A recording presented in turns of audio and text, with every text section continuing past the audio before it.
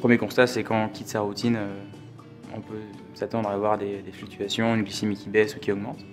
Et on a le droit aussi de se reposer, de dormir, comme tout le monde. Donc il faut se dire que certes on a le diabète, mais on n'est pas différent forcément toujours des autres. Il se peut que la glycémie augmente le matin quand on ne déjeune pas ou qu'on déjeune beaucoup plus tard qu'à l'habitude, parce qu'il y a un certain nombre de mécanismes hormonaux qui rentrent en jeu quand on se réveille.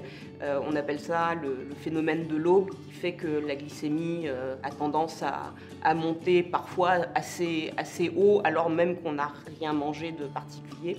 D'expérience, au bout de 28 ans de maladie, j'ai fini par découvrir et remarquer que la régularité des horaires et du mode de vie de manière générale facilite quand même beaucoup la gestion de la glycémie. Donc dans ma jeunesse, j'utilisais une insuline prémélangée, donc au lieu de ce que j'ai actuellement, pour gérer mon diabète.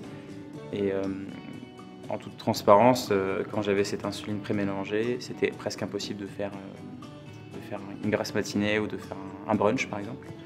Parce que ma glycémie, j'avais besoin de mes 3 injections par jour. Et si j'avais un décalage un peu, donc de 2 ou 3 heures, il était sûr à 90% que ma glycémie allait augmenter. Et ça devenait vraiment très dur de la réajuster au cours de la journée. Donc difficulté pour après retrouver une stabilité. La transition, c'est que maintenant j'ai changé d'insuline. Je passais sur une insuline lente qui est active pendant 24 heures et des injections rapides, donc à chaque repas. Et la différence, effectivement, j'ai un peu plus de flexibilité.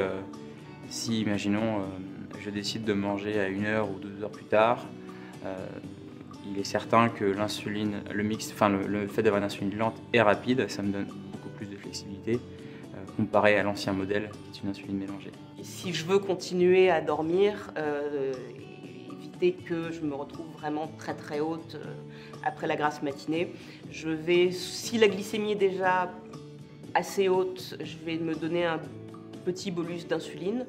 Si la glycémie est modérément haute, mettons entre 10 et 12 par exemple, dans un cas comme celui-là, je modifierais mon débit basal. En vertu du fait que la pompe donne un débit de base, on n'est jamais contraint aussi strictement par les horaires que quand on est aux injections multiples. L'alliance de la nouvelle insuline et du CGM fait que j'ai plus de flexibilité, mais je dois quand même être très prudent pour vérifier ma glycémie. Et je ne sais pas, parce que j'ai les 2 outils, enfin, la nouvelle insuline et le CGM, que je peux me permettre de me lever à n'importe quelle heure sans vérifier quoi que ce soit. La technologie a un certain nombre d'avantages pour justement permettre plus de flexibilité et permettre la grasse matinée, parce qu'on s'entend que c'est agréable et que certaines fois on en a vraiment besoin.